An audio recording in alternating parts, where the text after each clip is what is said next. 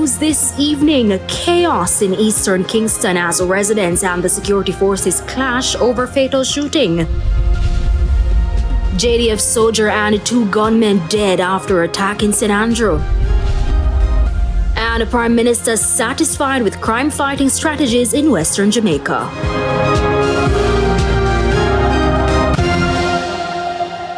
Good evening and welcome to Primetime News on air and online at onespotmedia.com. I'm Archibald Gordon. And I'm Janella Precious. A special welcome also to our viewers on TVJ International in the Cayman Islands. Now, with a preview of what's to come in business news, here's Anthony Lugg.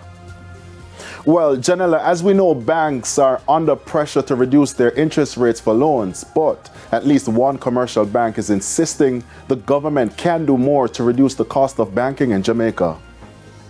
Thank you, Lug. And Renata Brown is here with a preview of what's coming up in Primetime Sports. And thanks, Archie. Well, we all love the West Indies. The West Indies have won a test match in Pakistan for the first time in 34 years. We'll tell you how they did it.